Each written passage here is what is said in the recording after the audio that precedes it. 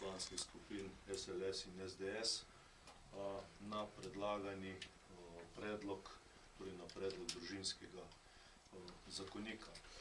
Torej, uvodoma povem, da pri nas v SLS že od vsega začetka poudarjamo, da je predlog družinskega zakonika v izredno velikem delu dober. Konec koncev se pripravlja že, mislim, da več kot 6 let, da je dober in potreben, da ima mnoga določila, ki jih je nujno potrebno urediti in ki jih je nujno potrebno seveda zaradi tega sprijeti. Zato je izredno velika škoda po naši oceni, da so se v njega vrinile nekatere določbe, predvsem na področju istospolnih partnerjev, ki po naši oceni ne sodijo v ta zakonik in bi jih bilo s tem, da bi jih pripravljalec umaknil, seveda ta družinski zakonik bilo možno tudi sprijeti. Tako pa žal ugotavljamo, da pri tej razpravi oziroma pripravi tega zakonika vlada oziroma ministrstvo ne razmišlja o tem, da bi ta sporna določila tudi umaknila.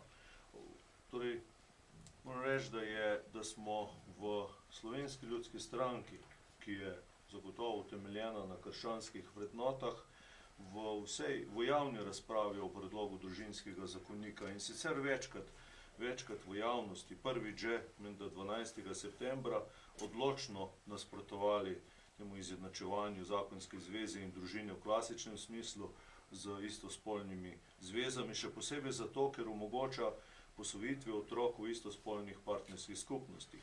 Ponovno smo obravnavali predlog na seji sveta stranke in sprejeli sklep o nasprotovanju, torej ta seja sveta stranke je bila v začetku tega tedna. Torej, ne razumemo seveda razlogov za takšno radikalno spremembo zakonske zveze v tem predlogu in po naši oceni ti razlogi niso pravno utemeljeni in posledice na varstvo koristi otroka niso ustrezno raziskane. Zato je zagotovo smiselno ohranitev obstoječe ureditve zakonske zveze kot skupnosti moža in žene, katere pomen je vzpostavitvi okolja medsebojne navezanosti in naklonjenosti med partnerjema in istočasno v zasnovanju potomstva.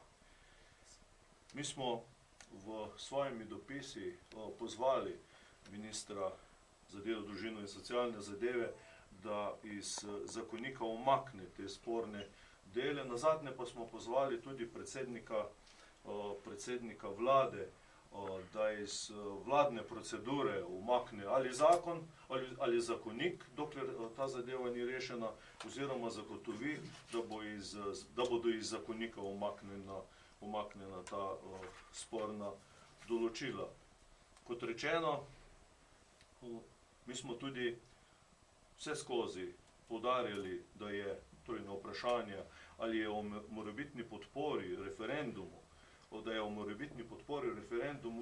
zagotovo prezgodaj govoriti in da predlagamo, da pripravljalec predhodno temeljito premisli o predlogu in ga ustrezno uskladi. Prepričani smo, da je tudi javno mnenje naklonjeno rešitvi, ki ne vsebuje teh določb.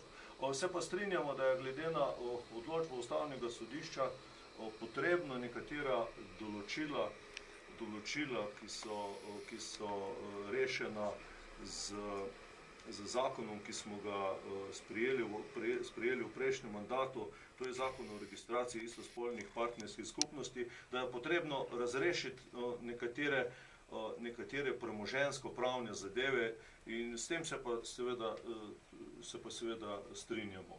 Torej, ne glede na to, da smo vseskozi poudarjali, da je prezgodaj govoriti o morebitnem referendumu, ker je možno zadevo ustrezno popraviti, pa najavljamo, da če vlada in koalicija našemu predlogu ne bo prisluhnila, da bomo v Slovenski ljudski stranki skupaj z Slovensko demokratsko stranko oziroma obe poslanski skupini prispevali poslanske podpise za razpis naknadnega zakonodajnega referenduma.